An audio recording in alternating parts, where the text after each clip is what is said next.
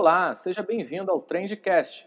Eu sou André Dias, seu host, CEO e fundador da agência Trend Marketing. E eu sou Juliano Vieira, CCO e diretor criativo da Trend. Por aqui conversamos com profissionais das mais diferentes áreas de atuação, empresários e executivos de marcas, para trocar experiências e enaltecer sempre as tendências de marketing e de mercado, em busca de crescimento e resultados. Então bora para cima, vamos a mais um episódio. O entrevistado de hoje é o diretor pedagógico da Academia do Concurso, responsável por mais de 10 mil aprovações em concursos pelo Brasil.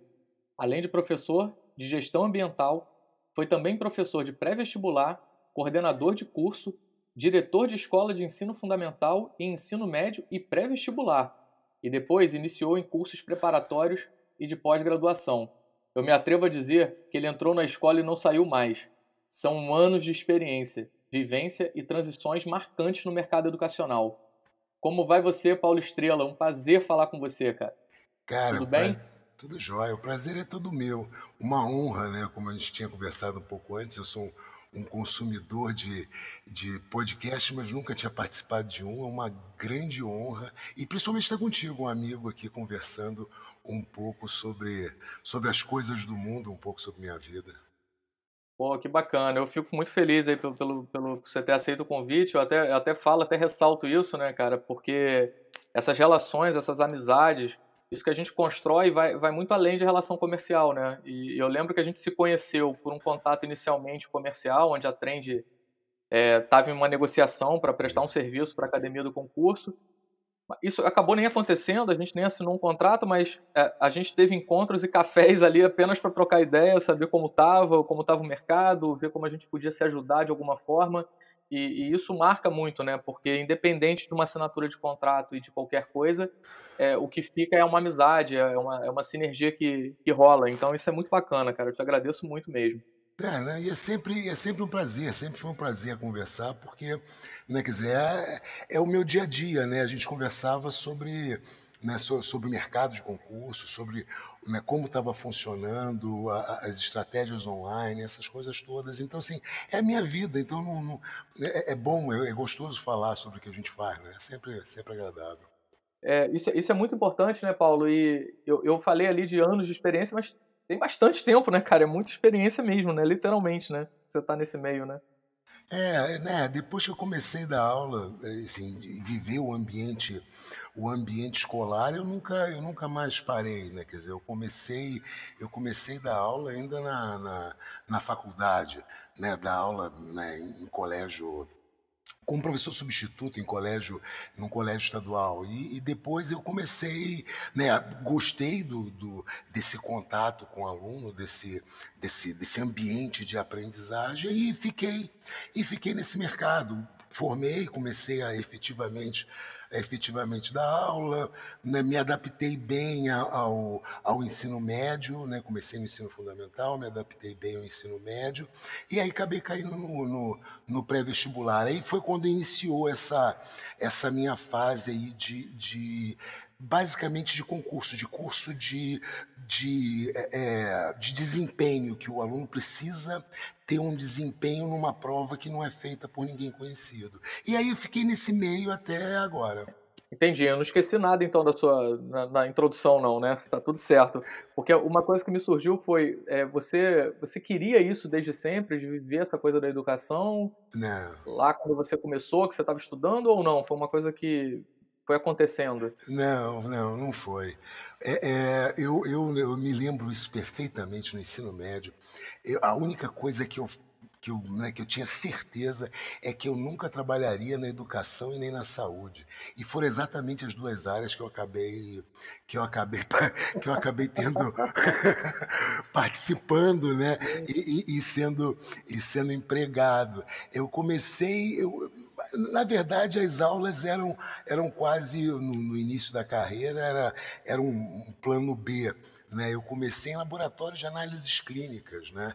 E no período da noite, no turno da noite, no turno da tarde, quando eu conseguia, eu tinha algumas aulas, eu marcava algumas aulas. Foi me aproximando até que chegou um ponto que eu gostava mais de dar aula do que efetivamente do laboratório. Foi quando eu larguei o laboratório e Olha. e fiquei só dando aula. E aí foi um processo crescente, cada vez mais responsabilidade, cada vez me envolvendo mais com o processo de aprendizagem, me chamaram para coordenar um curso.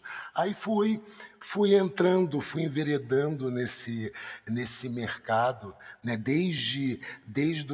Da base do ensino, né? Lógico, da segunda fase do ensino fundamental, ensino médio, depois agora, né, concurso público, né? Passei por pós-graduação também, coordenação, mas agora é concurso público. É verdade. É muita estrada, né? Eu até coloquei na É, introdução ali que você é responsável, é uma corresponsabilidade, né? De participação em aprovações, né? Como isso impacta a vida de muita gente, né, Paulo? E é bom fazer parte disso, né? Dessas transformações, né? São assim, expectativas que as pessoas criam com relação ao concurso e tal, e quando elas conseguem, é muito bom fazer parte disso de alguma forma, né? é o extremo, né? Quer dizer, o legal desse mercado é que você faz parte de uma conquista muito importante na vida do aluno, é a empregabilidade dele, né? Mas tem muita emoção envolvida nisso. Então tem os dois extremos. Tem aquele momento de preparação, de insegurança, de ele não passou ainda, tá correndo atrás, muita dor, muito sofrimento. E tem a vitória lá no final, né? Quer dizer, e ele consegue superar as dificuldades dele e vence, e consegue a vaga dele. Então, assim, é um momento dolorido para o candidato, é um momento difícil para quem está estudando, mas na frente a gente sabe que o cara vai conseguir. Se ele perseverar, ele vai conseguir. Então é muito legal participar disso. É muito legal É, tu o, ajudar. o, Tu o ajudar um. William Douglas, ele fala muito isso, Paulo. Ele fala que ele tem uma frase dele que ele fala sempre que é o concurso não o concurso é até passar. Não tem É. essa de você vai fazer, eu vou fazer o concurso por 3 anos, por 5 anos. Não, você vai fazer até passar, É. cara. Não É, tem é isso. porque assim, o aprendizado ele é crescente, né? Ele é assim, na minha cabeça, assim, a minha sensação é que ele é lento e gradual. Então, você vai acumulando conhecimento e chega uma hora que você tem tanto conhecimento que ninguém mais tem, né, aquela gama, aquela quantidade de informação e de conhecimento que é necessário para passar. Então, é inevitável. Se o candidato não parar, ou se o aluno não parar de estudar, com certeza ele vai passar. É simples assim. É aquele. Já O William transborda, né? Douglas O transbordo de conhecimento, né? é uma superação. É quando o conhecimento é mais importante do que o ensino praticamente dito. Quer dizer, o objetivo final é dar condições para o candidato conseguir superar ou se superar na prova, né? Isso É, é, é, e é bem bacana e, assim, demanda um cuidado um cuidado psicológico com o candidato, porque ele passa por umas fases bem brabas para conseguir chegar lá no final. Primeiro ele tem que aprender, ele tem que tomar consciência de como ele aprende, de que ele precisa estudar, de que ele tem muito conhecimento, mas que é possível adquirir esse conhecimento. Leva um tempão para o cara conseguir ter essa noção. Ele acha que ele vai estudar igual ele estudou no ensino médio, igual ele estudou na faculdade, vai dar uma lida, né? vai estudar um pouquinho e na prova ele vai conseguir, ele vai mandar bem.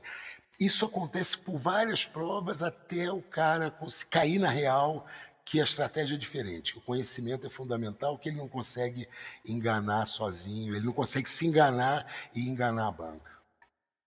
é uma jornada, é uma maratona, né? Que ele vai trabalhando ali durante um longo tempo e vocês têm um trabalho grande na parte psicológica dele, né? Porque não é só o conteúdo. Ele absorve o conteúdo, mas na hora que ele senta para fazer a prova, é uma quantidade tão grande de carga emocional que ele muitas vezes se perde mesmo tendo conteúdo, né?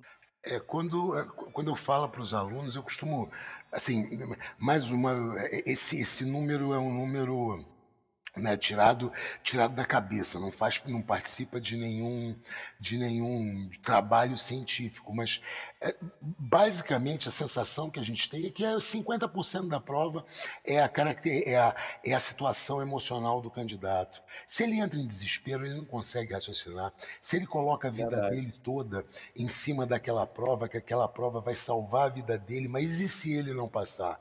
Quando ele coloca esse peso emocional na prova, é muito difícil ele conseguir se concentrar, ele conseguir interpretar.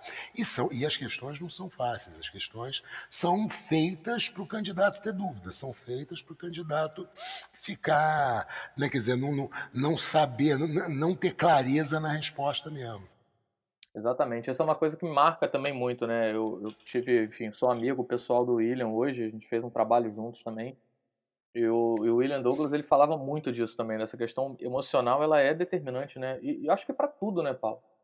Não só para concurso, mas eu digo até com relação a resultados, né? Eu lembro, eu mais jovem, quando eu corria atrás do dinheiro que eu não conseguia alcançar, né? E aí quando você muda o gap disso, muda essa sinergia, você começa a pensar na entrega, começa a É, pensar em melhores resultados e tal, a consequência é o resultado, é o seu objetivo, né? é, Acaba sendo valorado com isso, né? Sendo é, presenteado com o resultado, né? a única diferença é que, assim, quando a gente fala de vida profissional e dos nossos projetos, você tem, às vezes, a falha em um projeto, mesmo aquele que você não acreditava muito, aquela falha não te, ou pelo menos não deve te derrubar, né? Porque você tem outros planos, você estava desenvolvendo outros projetos, você parte para outro projeto e vai avançando. O problema do candidato de concurso público é que tem uma barreira efetiva, ele tem que suplantar aquela barreira. E não tem outra forma. É aquela barreira que é a prova, né? Que ele vai ter que passar. Entendeu? Então, assim, ele não tem um plano B, uma forma de desviar aqui, tentar fazer uma coisa melhor aqui, desviar ali, fazer avançar num outro projeto, né? Porque a gente tem sempre um plano B na vida. E o problema é que no concurso público não tem plano B. A única porta de entrada é a prova. A única porta de entrada é o cara superar naquele obstáculo que ele tem ali. Desculpa de falar assim, não, eu estudei durante 2 anos, 8 horas por dia e eu tenho conhecimento, então tecnicamente eu tenho que ser aprovado. Não, cara, é diferente. Você assimilou esse conteúdo, você teve as horas de estudo líquida e realmente que deram resultado. Ah, se não teve, cara, desculpa, você não vai ser aprovado. E, É. enfim, e continua sendo essa jornada, né? Não adianta só a pessoa se enganar. É, vai continuar batalhando contra uma coisa externa muito maior, né? Eu É, acho. e o que eu acho também é que não está envolvido, o grande peso também é que geralmente isso não é só da pessoa, né? Tem tanta gente envolvida, às vezes é uma família, uma expectativa, uma cobrança familiar. Isso. É muita carga realmente, né? É. Emocionalmente falando, é uma carga muito, muito grande, né? E o cara se sente improdutivo, né? Ele tá estudando, mas o estudo nunca foi como. E isso é uma crueldade, né? Porque o estudo não é considerado, na maior parte dos ambientes, né? Ele não é considerado uma, uma atividade. Assim, é uma atividade importante, mas nunca uma atividade que pode substituir o trabalho a partir de uma certa idade, né? Então é muito difícil o candidato conseguir manter o apoio da família, dos amigos, se essa jornada ficar muito grande. E dependendo do que o candidato almeja, a jornada é muito grande. É o caso do William Douglas, quer dizer, leva-se muito tempo para se passar para juiz. Ele passou em outros concursos até conseguir chegar lá na ponta e conseguir passar Exatamente. para juiz federal. Então, assim, é um processo de construção que demanda tempo, que demanda autoconhecimento, né, que demanda humildade, né, porque para ter autoconhecimento precisa de alguma humildade, para você conseguir ter todas as ferramentas, né, ter estrutura para passar pela prova e alcançar o objetivo. É E é verdade. engraçado também que hoje, né, nesse mundo que a gente vive de redes sociais, muitas vezes no YouTube, até no Instagram, as pessoas vendem essa aprovação como uma coisa de 2 meses. Olha, vem cá, eu vou ajudar vocês a estudarem, eu sou um mega guru disso, e vocês vão estudar em 2 meses. Enquanto a realidade, quando a pessoa começa a viver isso, e conviver com outras pessoas, vê que é uma jornada muito grande, é uma maratona, né? 42 quilômetros, não é os 100 metros rasos, como Não, e ver vendem o isso, resultado né? final, né, Ju? Ver, o William Douglas é juiz federal, acha que ele nasceu juiz federal, acha que Pô, ele foi total. aprovado em 9 concursos, mas em quantos ele foi reprovado, né? Foram dezenas de Sim, concursos que ele foi sim, reprovado. sim. É parte da jornada Inclusive, muito grande. ele aprendeu muito mais nas reprovações dele do que nas aprovações. Nas aprovações ele já estava pronto. Né? Mas cada reprovação que ele teve, ele aprendeu muito. Cada reprovação que o cara tem, ele vê, ele faz um.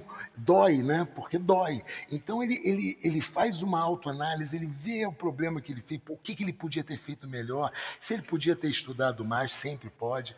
Né? E aí ele aprende e muda a perspectiva e avança para o próximo. Né? E é essa construção que é necessária. É um processo contínuo, ele vai melhorando a cada dia, ele vai ganhando conhecimento, ele vai ganhando. É a vida, né? Ele vai ganhando experiência até que chega um ponto, cara, que com a experiência dele ele passa em qualquer coisa. É a importância de você conhecer a história de quem teve aprovação, né? Tem essa coisa do o povo que não conhece sua história está fadado a repeti-lo, né? Então, se você Não. começa a ler a biografia dessas pessoas, começa a ver que eles tiveram uma batalha muito grande para conseguir, pagaram preço para conseguir chegar lá, você começa a ter uma visão mais clara que, poxa, peraí, eu não vou conseguir fazer isso em um mês assistindo videozinho do YouTube. Eu tenho que me É. preparar de uma maneira sólida. E outra, se o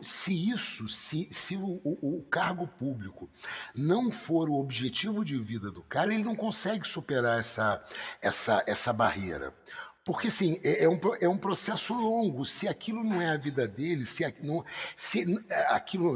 não almejar algo, se o cargo público for só uma forma dele arrumar um emprego e se manter estável, beleza. Por quanto tempo ele consegue ficar com essa missão, sendo que a iniciativa privada está aí fora, né? Nesse momento, no momento de pandemia, óbvio, a iniciativa privada, né, tá bem complicado também o mercado de emprego, mas tem sempre a concorrência entre o mercado público e o mercado privado. O mercado privado ele tem um fator sorte, mas tem um fator esforço, que ele pode conseguir, né, quer dizer, uma vaga, mesmo ganhando pouco, ele tem uma escalada dentro da carreira naquela empresa, ou muda de empresa. E para o cargo público é um processo sempre igual, é de estudo, estudo, estudo, agregar conhecimento, fazer prova, fazer questão, agregar conhecimento. E aí é um processo crescente, né? Verdade. Paulo, e teve um momento aí muito marcante, né, nessa sua jornada que foi assumir esse papel, né, dentro dessa coordenação e direção, né, da academia do concurso em um momento pós aquisição da Estácio, né, que foi a Estácio adquiriu a academia do concurso, se não me engano, em 2011, me corrija se eu estiver errado, até uma Foi. negociação expressiva que ocorreu no mercado. Como é que isso chegou para você? Como é que você caiu para você a academia do concurso? Eram milhares de alunos, né? Claro que houve aí um processo de transformação ao longo desse tempo, mas fala pra gente um pouco sobre esse momento assim de transição e de você chegando na academia do concurso e assumindo aquela operação. Eu assumi a direção pedagógica da academia do concurso em maio de 2008. Então, e ali a gente tinha em torno de 19 mil alunos rodando, tudo presencial. O ensino à distância estava começando, a gente estava com ainda. Presencial. um número super expressivo, né? São É, 19 mil alunos todos no presenciais. centro, tudo no centro do Rio. A maior contingente era sábado.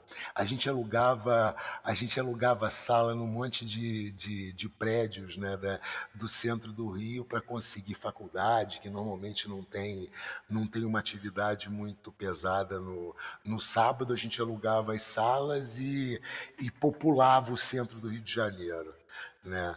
Era assim, mas era um momento onde, né, 2008, quer dizer, a partir de 2006, o mercado de concurso deu uma bombada, porque foi, né, o primeiro mandato ali do governo Lula, abriu a porteira, um monte de cargo, um monte de concurso, e com isso, né, fez um enxame, um monte de gente buscando. Foi bem desafiador. Aquela entrada ali foi desesperadora. Implantação de sistema, manter a operação de pé, controlar toda a operação, eu substituindo um outro diretor que tinha acabado de sair e que as pessoas gostavam dele. Então foi um desafio, foi um grande desafio. Eu entrei já com essa população. E aí essa população vem diminuindo a partir de 2010, mais ou menos, começa a ficar um pouco mais raro. Raro não, mas oferecendo um pouco menos vaga, com os concursos um pouco mais espaçados, e aí essa população começou a entrar em equilíbrio. Já não era mais de 19 mil alunos, 18 mil alunos, né? Em 2010, a gente estava com 16 mil alunos, e aí equilibrou em torno de 8, 9 mil, foi mantido o equilíbrio presencial, isso no presencial. Aí veio assim, e nos últimos, né, a partir do início, do final do governo Dilma, aí Temer, e aí Bolsonaro, veio uma queda por conta da crise fiscal, né? Porque aí contratar é aumentar a despesa do Estado. E aí os concursos começaram a aparecer com uma vaga só, não ter concurso, ter muito tempo entre um concurso e outro. As pessoas eram, né, quer dizer, fazia o concurso e leva muito tempo para ser convocado, né? Sim. Mas foi Ou bacana. convocado, né? Há casos de nem ser convocado, né? Também, né, Paulo? O processo todo de passar num concurso leva um tempo, né? Porque se o cara passa num concurso, beleza, ele foi aprovado, mas costuma ter uma série de outras fases depois. Pode ter prova de título, pode ter ainda, né? Tem o exame médico, o exame admissional, pode ter um psicotécnico, pode ter uma pesquisa de vida pregressa, dependendo do cargo. Então, assim, são várias fases até o dia da posse. O dia da posse é o dia marcante, é o dia que ninguém tira mais o cargo né, do candidato, mas leva bastante tempo. Você tem aí, né, pode chegar a um ano. Né? E se o cara não estiver lá nos primeiros colocados, que ele entrar numa segunda ou numa terceira leva, ainda pode demorar mais, pode levar até os 4 anos que um concurso pode ter a validade, o cara só ser chamado lá no final, mesmo tendo passado.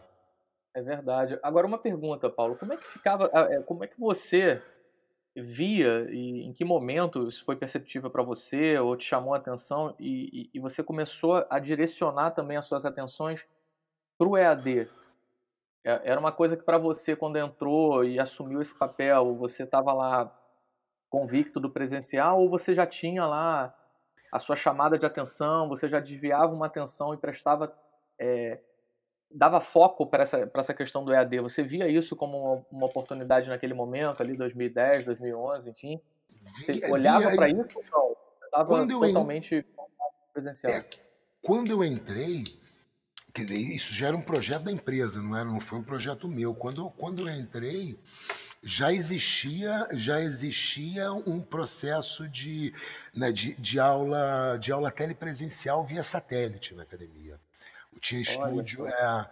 Tinha estúdio e aí iniciou a expansão de rede de franquia. Então o modelo era franquia e aula via satélite. No mercado de concurso, cara, porque o que acontece é que as vagas são pulverizadas pelo Brasil todo. E dependendo do concurso, vale a pena o cara sair do estado dele e ir para outro pelo salário, né? Sei lá, um auditor fiscal da Receita Federal, 19 mil de salário, pô, daí vale a pena tu sair de um estado e ir para outro e começar a vida com outro, né, em outro lugar, com um salário desse garantido, com estabilidade, sabendo que tu não vai ser mandado embora, né? E aí o ensino à distância dava essa perspectiva. Cara, eu posso vender não só para o cara que tem dificuldade de chegar no centro do Rio, mas quando a gente consegue vender ou entregar conteúdo, para o Brasil inteiro, e a gente consegue atingir outros concursos e atender locais, não só as capitais, que essas de uma forma ou de outra já tinham alguma cobertura de curso preparatório, mas a ideia era a gente conseguir atingir também algumas cidades do interior que tinham uma população interessante, mas que não tinham massa crítica para rodar um curso presencial com professor de qualidade, com gente experiente, né? E aí o EAD sempre foi um foco. O modelo era antes. Quando a academia foi vendida, venderam só o presencial. O ensino à distância, as franquias, os estúdios, descolaram o pedagógico. Eu controlava, na época, o pedagógico do online também, dos estúdios também. E aí fizeram a separação e venderam a academia para Estácio, mas venderam só a parte presencial. O ensino à distância ficou com eles. Essa parte você citou, né, de alcançar lugares inalcançáveis, né, num primeiro momento. Essa é a mágica do digital, né, Paulo? É a mágica da escalabilidade do produto digital, né? Por isso que a gente já defendeu muito, né, da questão do EAD. Por isso, né? Por conseguir levar o máximo de conhecimento para o maior número de pessoas possível. Isso é muito transformador também, tem muito valor isso. Eu acho que o ensino digital ele tem um desafio também de gestão. Porque quando você fala quer dizer, o objetivo era também atender a concursos de localidades menores, a gente não ficar só dependendo dos concursos de grandes municípios ou de capitais e poder aproveitar o concurso e oferecer conteúdo para os municípios de médio porte. Mas tem aí um processo de construção desses conteúdos, né? Porque cada concurso tem um conjunto de conteúdos diferentes e muitos deles têm uma carga grande de conteúdo regional, de conteúdo sobre aquele município ou sobre o estado, né? Então o desafio também é você conseguir produzir muito rápido conteúdos muito específicos que provavelmente essa produção específica vai dar prejuízo, mas que você vai ter que ganhar no que é comum, no que tu já tem produzido, no que tu já tem na conta ali, naqueles conteúdos que já estão prontos. Pô, mas é muito bacana, porque o que me chama a atenção, isso desde sempre, né, quando a gente se conheceu, foi justamente essa visão, né, e o seu papel fundamental nessa história de conseguir enxergar para isso, para esse negócio, que é um negócio, e conseguir ter esses encaixes, né, essas visões desde o desenvolvimento de conteúdo, né, da trilha de aprendizado e da dinâmica desses processos, do quão veloz tinha que ser feito esse processo e da entregabilidade também, né, que é fundamental, sabe? Eu tô com um dado aqui, cara, que eu quero te falar que é muito marcante agora, já meio que para entrar nesse assunto pandemia, que eu não quero deixar isso de fora, que é muito importante a gente falar. Olha esse dado, cara. Em 12 de março, tinham 377 milhões de estudantes com aulas paralisadas ou suspensas em 46 países. E o dado na pesquisa que eu puxei é de que chegaria a 1,5 bilhão de estudantes com aulas suspensas e reconfiguradas ao redor do mundo. O contingente representa mais de 90% de todos os estudantes do planeta, Paulo. Isso é um dado que eu tirei da Unesco, né, da ONU, para educação e cultura. Isso me chamou Show. muita atenção, e aí eu queria te provocar isso, né, nesse nosso papo, de como você vê, porque você desde lá de trás, 2008, 9, 10, 11, você já estava com essa visão, com esse olhar para o EAD, ou seja, eu conheço a tua estrutura, conheço a pegada de vocês lá, essa parte de processos, acho que tem muito a ver também com esse grande volume que vocês tiveram de alunos, a quantidade de produtos, né, relacionados a É, N concursos que a gente tinha no mercado. Isso deu a vocês muito embasamento, deu a você muita capacidade de gestão e direção. Aí eu venho com um dado desse e aí eu queria te provocar isso, né? O que você diz, né, cara, para uma pessoa, para uma instituição que estava lá, que não olhava para o EAD até hoje, até ontem, né? Nunca olhou para o EAD, nunca deu importância, continuava lá focada no presencial. E quantas vão morrer, né, cara, depois dessa pandemia, se já não morreram? Como é que é a sua visão, como é que está a tua percepção com relação a isso, esse momento de mercado com um dado como esse, né, desse volume absurdo de alunos em casa, tendo que se adaptar, tendo que consumir um conteúdo EAD? eu acho que a pandemia ela veio obrigar, né, veio forçar uma mudança de visão na questão do ensino à distância, na questão da educação, né? Porque agora ela virou a tábua de salvação, quer dizer, nos últimos 5 meses, né, o ensino à distância é a única forma de ensino que pode acontecer no mundo, no país, né, no país. O mundo já tem outras fases e tudo mais, já pode ter um lugar ou outro que tenha voltado às aulas, mas é, é, bem. Isso obriga, isso forçou esse monte de gente a olhar. Agora, o ensino à distância, ele tem uma característica que é, assim, que me preocupa um pouco. Assim, não é todo mundo que consegue se adaptar a esse modelo. Você precisa de alguma, quer dizer, no meu ponto de vista, a gente pode discutir isso aqui, mas eu acho que quem está estudando online, ele precisa de alguma autodeterminação. Ele precisa ter vontade, porque se ele não tiver, só ligar o computador, botar um vídeo ou fazer entendeu? Porque dá para fazer de tudo também. É diferente, de repente, de uma sala de aula presencial. O cara pode botar o vídeo já. Se no curso dele, ou no colégio dele, ou na faculdade dele, ele precisa assistir o vídeo inteiro, cara, ele dá um play, vai lá, joga, assiste uma TV, volta aqui, lá no final faz atividade. Então, assim, ele também ele precisa ter um esforço, e eu acho isso bem complicado para o ensino fundamental e para o ensino médio. Eu acho que o ensino médio até é mais fácil, mas no ensino fundamental.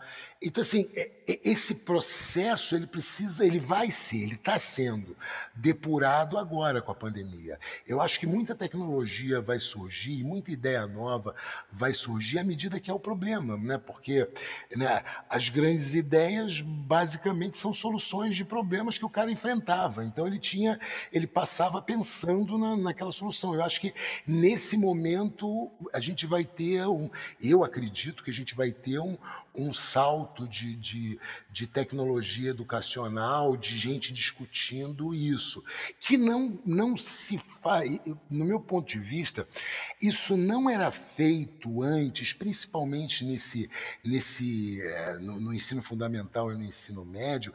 Nas grandes escolas era usado como apoio escolar, como alguma coisa, né, de menor importância, né? Mas eu acho que Uhum. isso que a gente vai começar a pensar diferente agora, e novas formas vão surgir, que o ensino digital, o ensino à distância, como ele é desenhado hoje, com as várias tecnologias que tem, quer dizer, ele atende muito bem o cara de uma faculdade, porque o cara tem a automotivação, ele precisa aprender, ou por causa do trabalho, ou porque ele quer o diploma para conseguir um bom trabalho, talvez ali no pré-vestibular, no terceiro ano do ensino médio, terceira série do ensino médio, onde ele vai ou para o vestibular, para o Enem, né? Então aí ele tem a autodeterminação, mas me preocupa um pouco nas fases iniciais, né, não faz isso, o ensino fundamental inteiro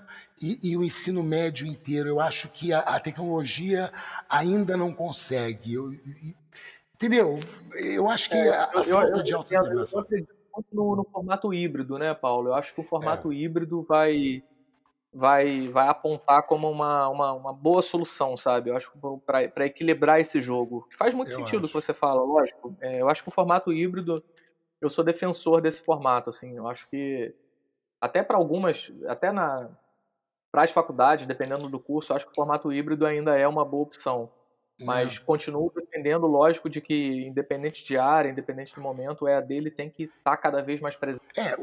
É, o híbrido né, quer dizer, o híbrido é a força, é a saída intermediária. A gente não tem como fazer Exatamente. diferente. Não dá para tu estalar o dedo e transformar toda uma estrutura e toda uma cultura de ensino presencial, porque assim, né, a gente está tudo bem, não é tão novidade assim o ensino à distância, mas se a gente for comparar todo o desenvolvimento da escola, desde os primórdios, tem muito mais história presencial do que história online.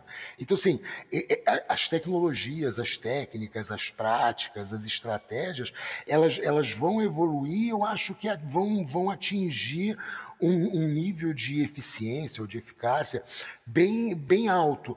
Mas, para isso, a sociedade inteira precisa se adaptar, né? As casas precisam de tecnologia, as casas precisam de um ambiente adequado para o estudo, né? Quer dizer, que às vezes não tem, né, na maior parte das vezes o ambiente adequado ao estudo é só a escola, né, para algumas, né, para algumas situações ou para algumas pessoas.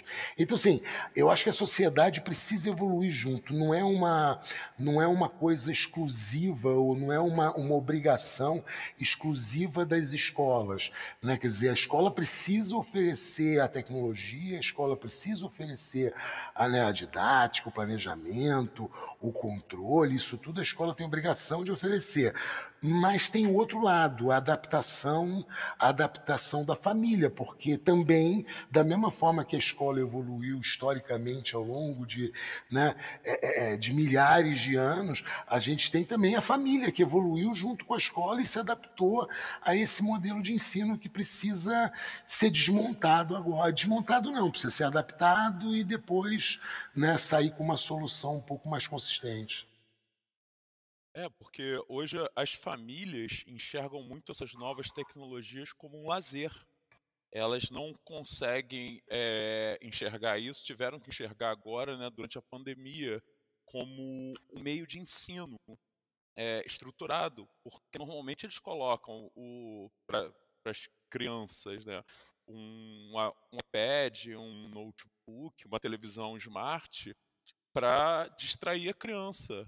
Eles não usavam até agora para ensinar. Isso era função dos colégios. Então, esse primeiro momento, as famílias têm que se conscientizar disso também, né? Não é só conscientizar, né? Porque o papel da família muda também, né? É, é, não é Verdade. só porque quando tu leva, né, ao longo da história sempre se leva a criança para a escola, se deixa a criança na escola, nesse meio tempo, enquanto ela está aprendendo, ela é responsabilidade da escola, ela está em num outro ambiente, com outras pessoas responsáveis, e a família tem aquele momento quer dizer, para trabalhar, para fazer as outras atividades. Quando a pandemia fez isso mudar, né? Mas o retorno, né, quer dizer, o o novo normal, né, o retorno a ida para esse novo normal vai precisar de um ajuste. Como é que vai ficar o emprego e o trabalho desses pais?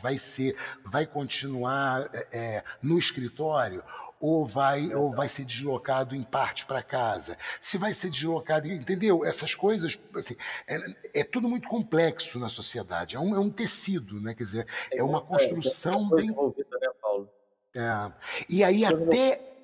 Tem um dado, né, da Educa Insights que quase 60% dos alunos de cursos de graduação, cara, tiveram os rendimentos afetados desde o início de isolamento. Então, assim, cara, é Sim, mais da metade dos alunos, né, de curso de graduação. sim. Então, isso nitidamente tende a que grande parte dessa massa migre para uma opção de EAD por ter um menor custo-benefício, assim, ter um custo menor, e aí, por terem tido um impacto diretamente na renda, eles vão buscar por opções mais acessíveis, né? Então, isso também faz um efeito migratório para um EAD muito, muito grande, o que também E impacta com aquele dado que a gente tinha de que em 2023 a gente teria já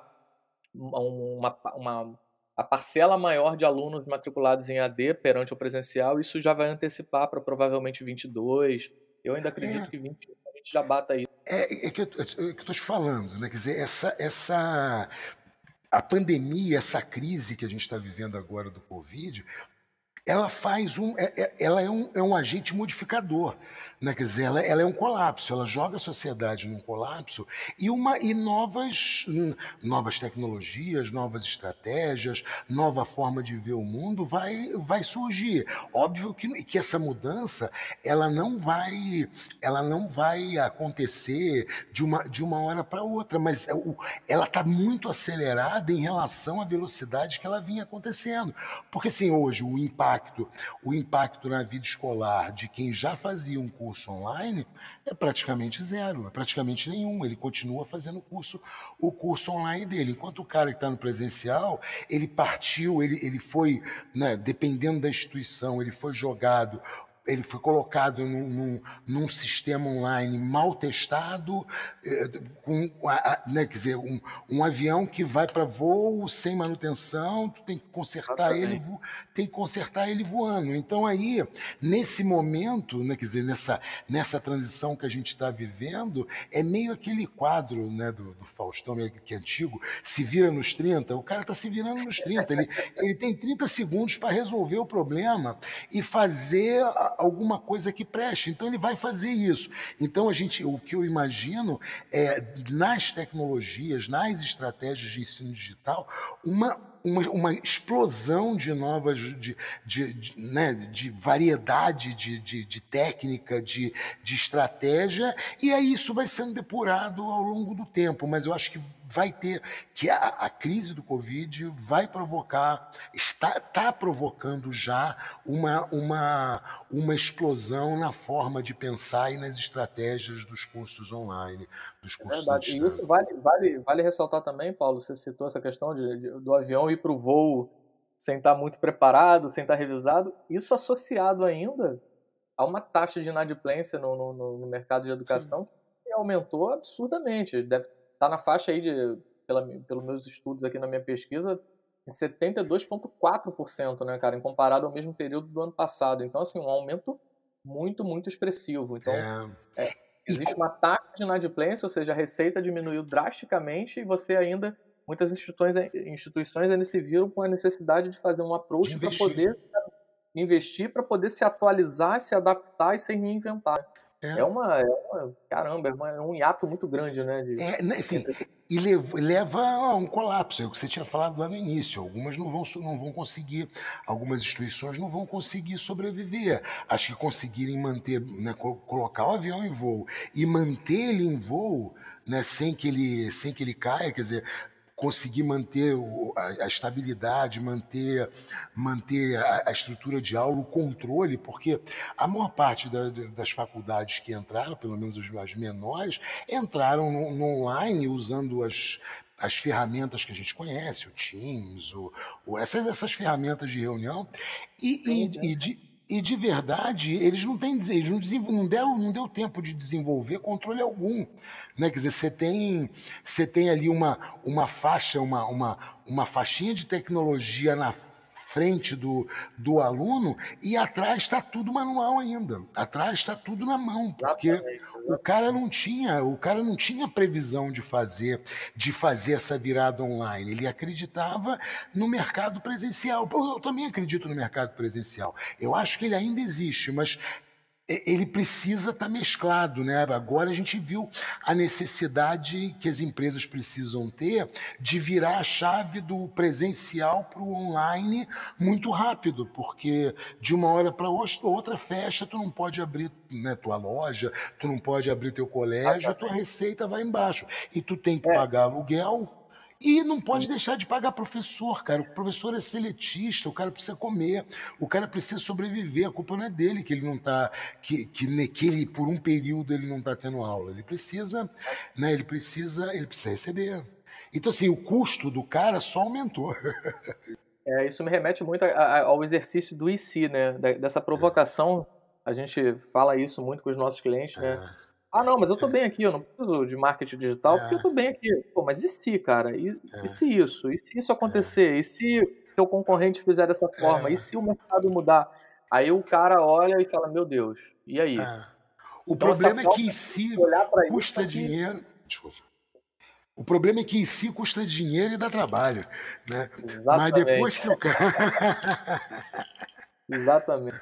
Mas o que faz diferença, né? Agora sim, Paulo, vamos lá, cara. Com relação às organizações tradicionais, né? A gente está se mantendo, tem muitas que estão se mantendo, estão, como você disse, conseguindo sobreviver. O que que você, com a sua experiência, cara, o que que você teria de, assim, de dica, de insights para essas instituições conseguirem sobreviver, se reinventar nesse momento, sabe? Você que é um cara com tanto background, né, com tanta experiência, né, nesse meio, o que você tem assim para contribuir, que você poderia dizer para uma instituição que está passando por um perrengue desse nesse momento, cara? Não, cara, infelizmente, nesse momento, é aquela, né, é o se vira nos 30.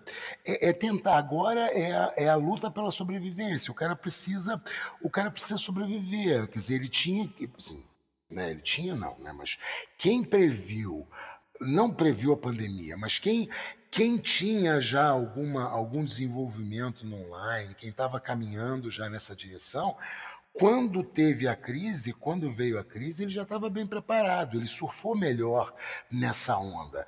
A questão toda do online, né, quer dizer, técnica, controle, isso tudo você consegue com o tempo, você consegue depurar.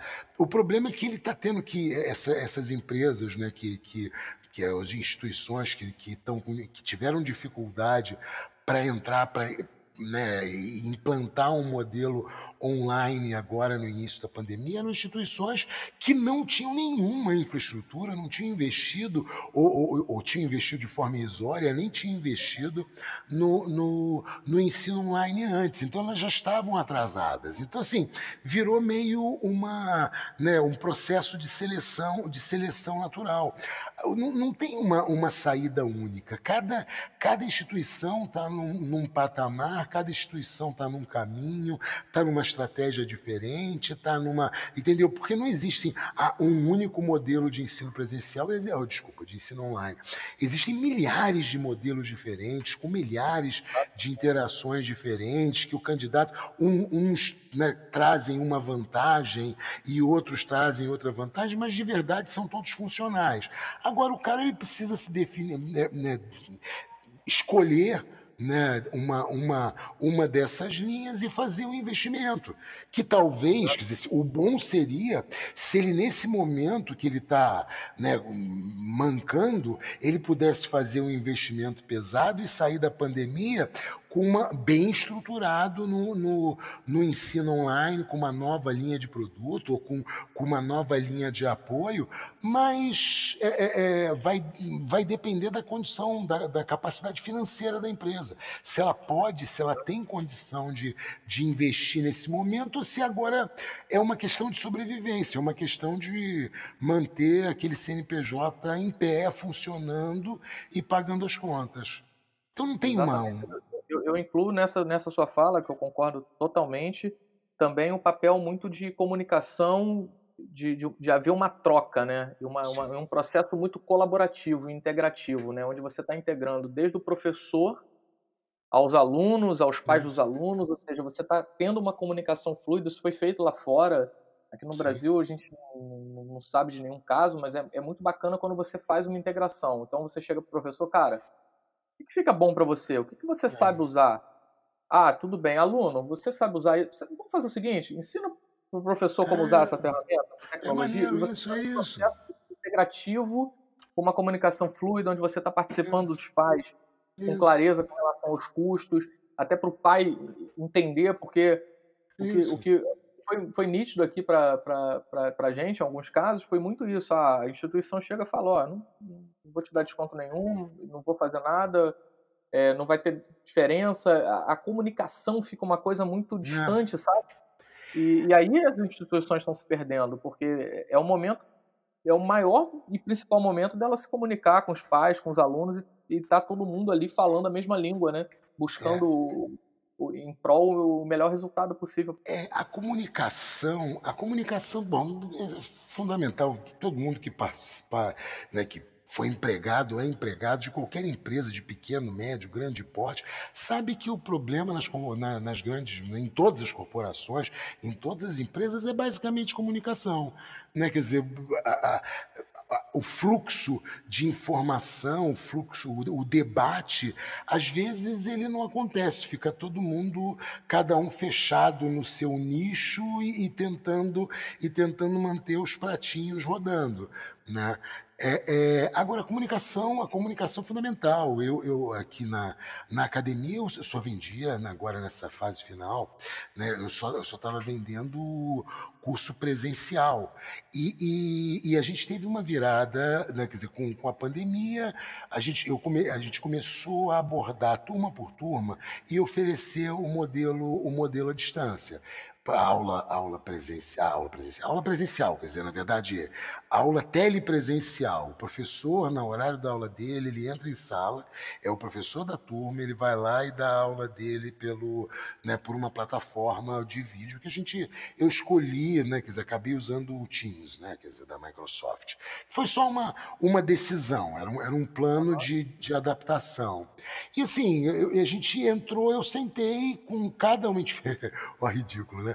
A gente fez um grupo de WhatsApp para cada turma, e aí eu entrei em cada uma das turmas e chamei os caras, olha, vamos fazer um teste? Vocês topam fazer um teste desse modelo para ver se atende, se a gente pode seguir com as aulas aqui, ou se vocês Genial. preferem esperar, né? Porque eu sei, porque assim, na verdade, eu tinha todo mundo, eu não tinha curso híbrido para preparatório para concurso.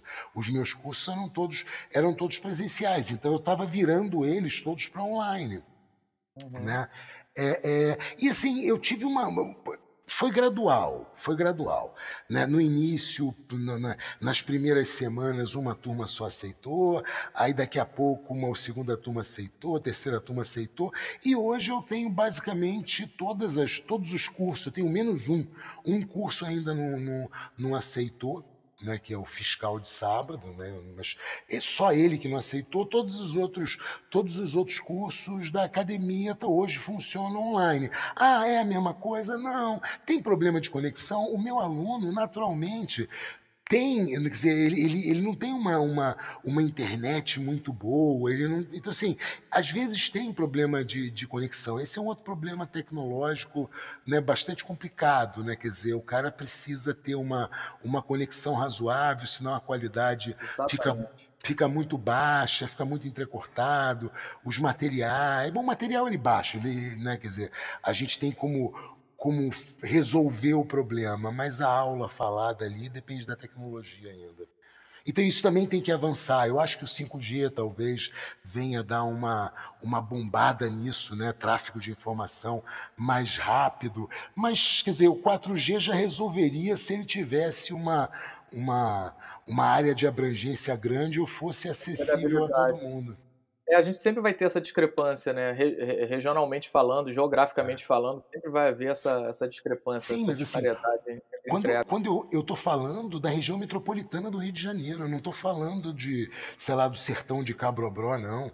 Entendeu? Eu estou falando da região metropolitana do Rio de Janeiro, eu tenho problema de conexão, às vezes, do professor, e problema, assim, crônico, que não vai, não dá, esse professor não dá, porque a internet da casa dele não atende, ele não consegue, a gente não consegue manter fluidez na aula. Então tem isso também, né? Então, aí voltando à conversa que a gente estava tendo lá atrás, que assim, não é só treinar o professor, porque a maior parte dos professores, principalmente de fundamental e médio, esses precisavam ser treinados mesmo. Esses daí provavelmente nunca tinham trabalhado com essas plataformas, né? Mas outros professores não é só conhecer a plataforma, é ter um amparo tecnológico para conseguir ter uma boa utilização da plataforma. Quer dizer, você tem um computador razoável em casa, uma conexão boa, entendeu? Um tráfego de dados razoável que você consiga explorar. É isso que ainda cria uma desigualdade muito grande nesse ensino, né, no ensino à distância. Mas dá para assistir aula com 3G, entendeu? Dá para fazer, só que o cara precisa de alguma estabilidade. Ter conhecimento, né? Esses pontos todos que você colocou eram muito negligenciados antes da pandemia, né? Sim. Então, Ninguém olhava para isso. depois ninguém olhava e de repente virou realidade, tudo tem que olhar. Sim. Mas me fala Sim. aqui, sobre quais as fontes que você acredita que sejam essenciais para as pessoas buscarem conhecimento agora nesse pós-pandemia? Cara, buscar conhecimento, sim, o buscar conhecimento é fácil, né? Quer dizer, o cara vai buscar sim, depende do que ele quer, né? Porque o conhecimento envolve tudo. O conhecimento pode ser uma técnica para fazer pão. E aí tu pega no YouTube, tu busca teu conhecimento no YouTube. Agora, se for, né, para crescimento profissional, se o cara quiser uma formação superior, cara, é buscar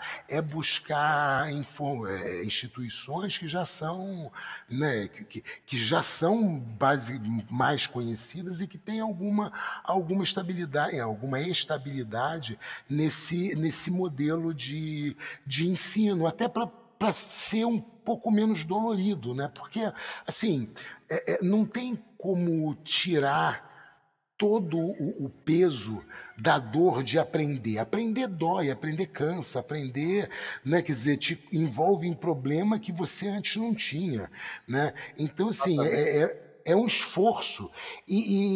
Assim, esse esforço, infelizmente, ele nunca vai tender a zero, por mais que também, aí tem outro aspecto, né? É aquilo, as tecnologias oferecem milagres, entendeu? O que tu tinha falado, o cara que promete que o aluno dele vai passar em 3 meses, o cara que promete que, né, quer dizer, que em 3, 4, 5 meses o cara tá bombando e ele vai passar naquele super concurso, né? Então, assim, tem muita coisa que se promete, mas que não se entrega.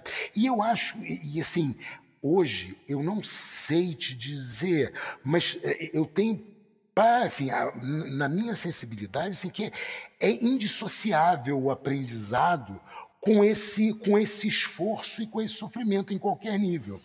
Em qualquer nível. Porque não é só ensinar. Ensinar todo mundo. Sim, ensinar todo mundo ensina, não. Ensinar, você tem instituições que ensinam muito bem, tem instituições que ensinam, né, de forma razoável, também tem um preço razoável, tem instituições que estão naquele mercado, naquele submercado da educação, né, que não se comprometem com o ensino.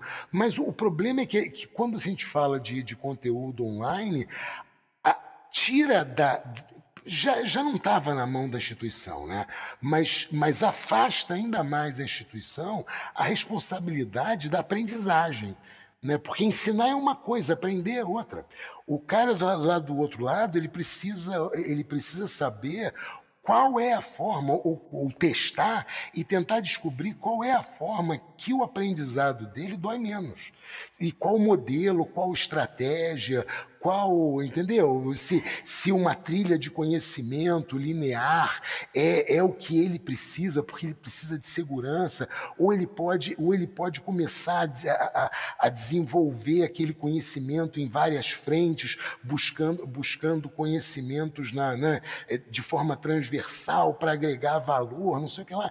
Mas é mais complicado e é mais difícil medir o avanço da compreensão do cara, do aprendizado do cara. Então, assim, é um processo duplo. O cara tem que escolher bem a empresa que ele tá contratando, ele tem que escolher bem a instituição de ensino que ele está contratando, porque ele precisa saber se ela consegue tornar um pouco mais palatável o processo de aprendizagem, porque, né, ele precisa de alguma facilitação.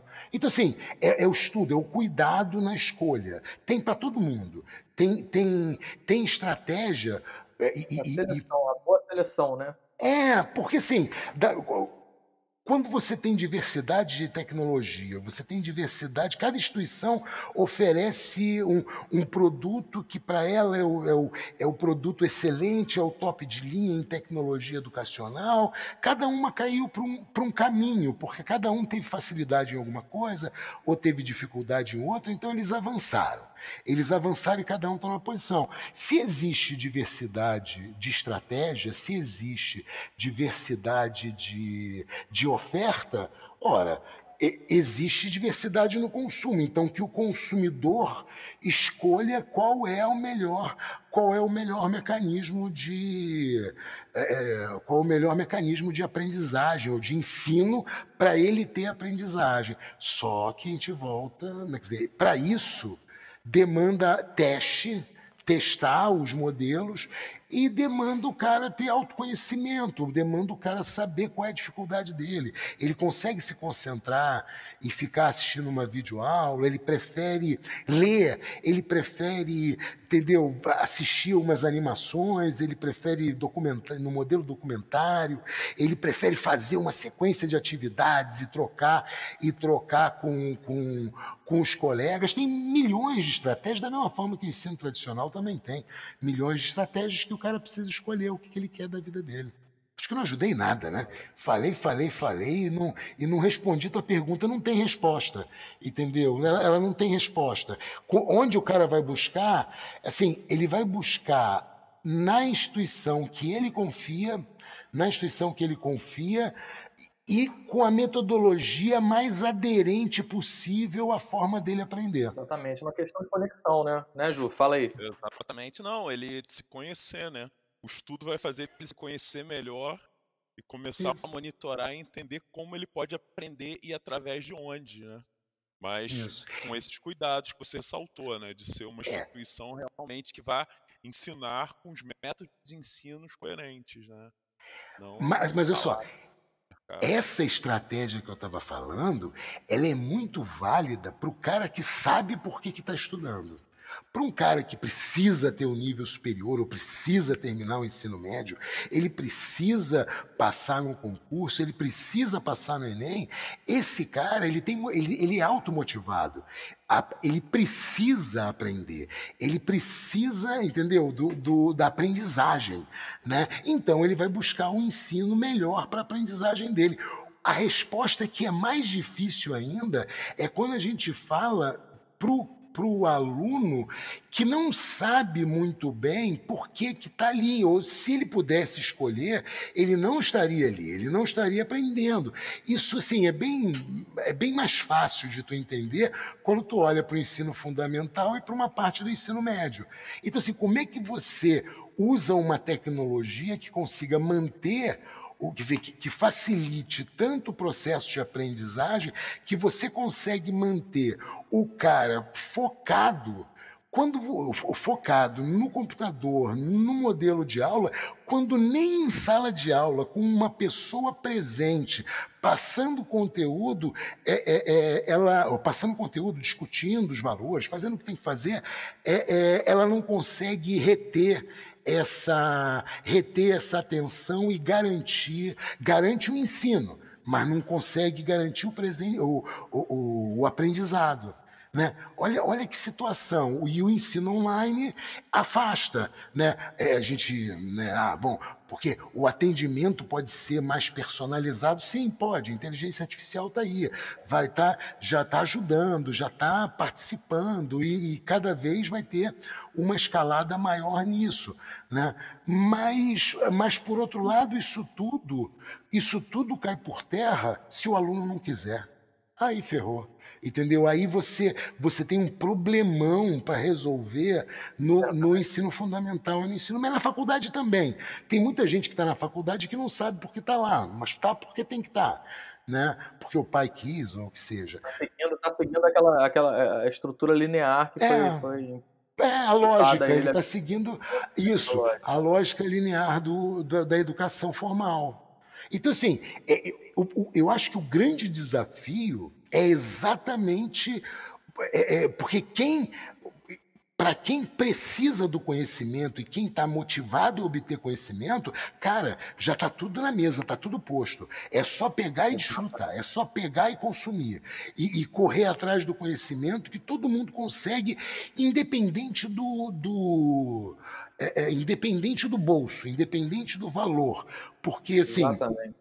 O cara querendo, né, o cara correndo atrás, buscando, se ele garantir a aprendizagem, mesmo que o ensino não seja lá o top de linha, o altamente tecnológico, mas ele consegue um bom resultado, ele vai estar muito acima da média se ele tiver motivado, se ele for automotivado, se ele tiver em condições de se manter estudando. Por outro lado, nem toda melhor tecnologia do mundo, né, com um monte de inteligência artificial, vai conseguir, entendeu? Vai conseguir motivar o cara que já não estava motivado nem na aula presencial, ele já estava de saco cheio, ele já não queria aprender o que tinha que aprender. É um problema. Aí vem a discussão Aí vem toda a discussão de conteúdo, tem que aliviar, né?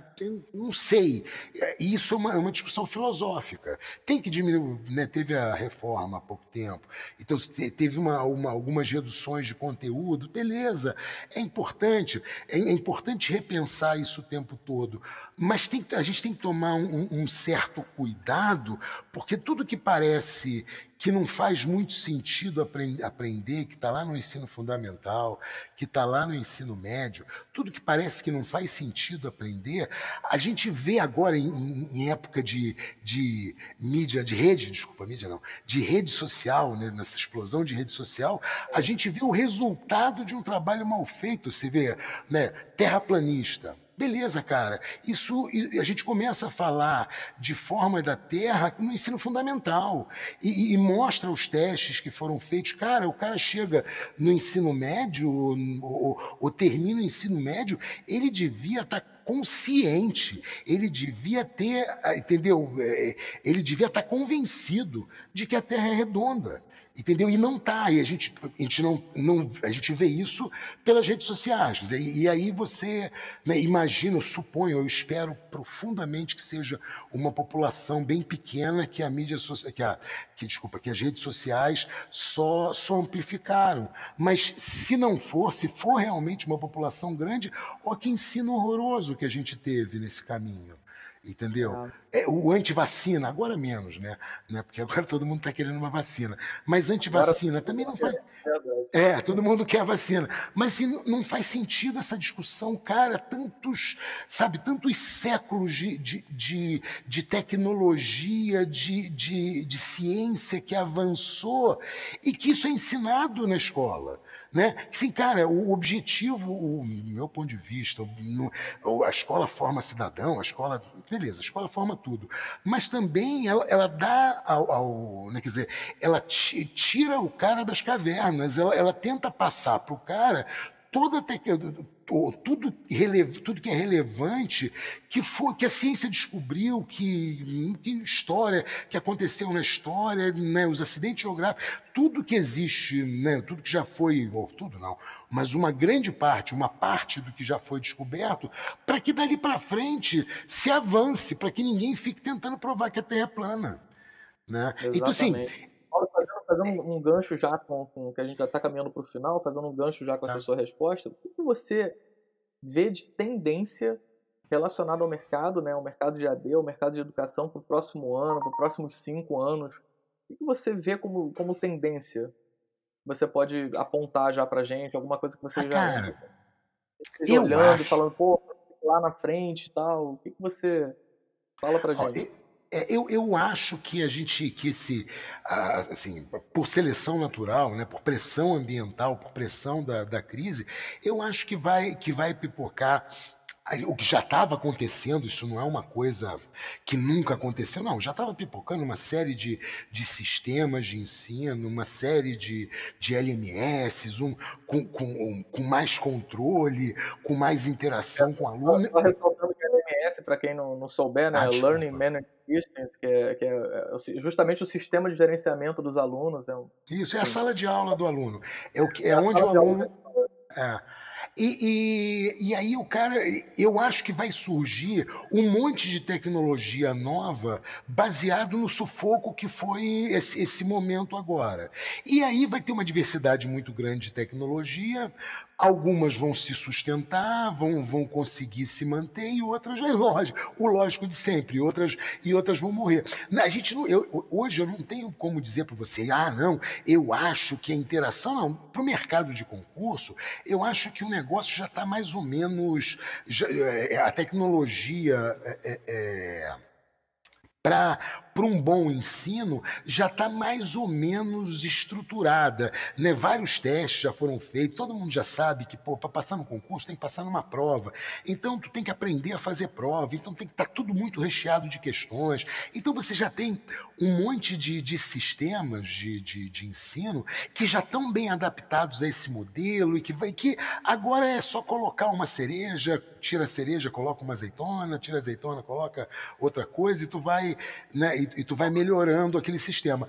Em outras áreas, eu acho que vai ter, eu acho que nas outras áreas de ensino, o ensino superior, eu também acho que já estava bem avançado. Lógico, tem faculdades que não tinham investido, mas as grandes empresas educacionais, todas elas já estavam no ensino à distância, e eles estão, né, avançando. O objetivo deles é, inclusive, até porque o custo é mais baixo, você expandir o ensino à distância e o presencial virar né, quer dizer, uma espécie de curso premium, ou não sei, vai depender. Então, o ensino superior, eu acho que também, mal ou bem, as estratégias já estão bem definidas. Eu acho que o que vai ter de mudança de modelo de operação, de mudança de modelo de ensino, vai tá focado em ensino fundamental e médio. É onde falta tecnologia em custo razoável para a escala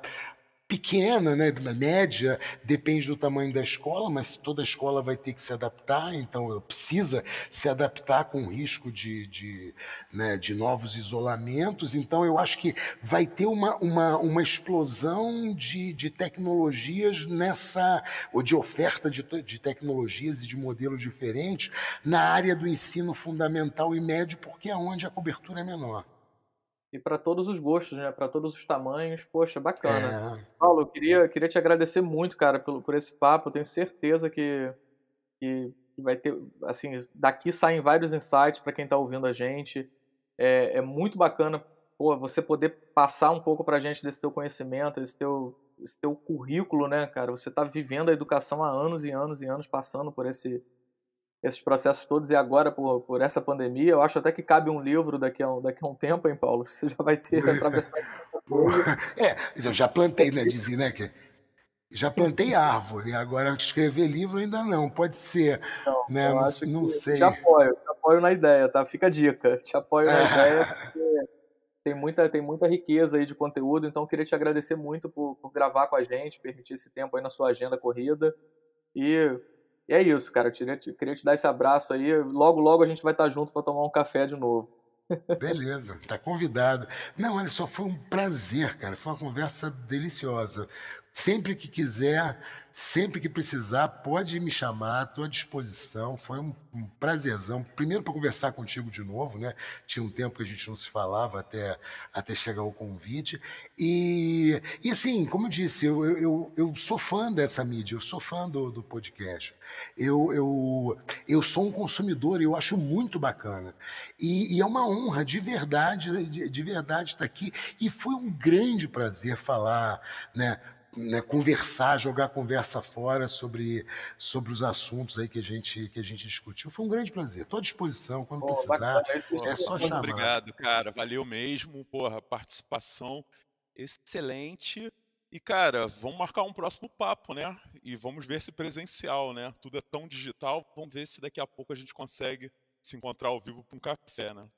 Verdade. À vontade. Valeu, gente. Valeu, Paulo. Um abraço, Ju. Um Valeu, abraço, abraço. Paulo. Obrigado. Valeu, pessoal. Obrigado. Um abraço.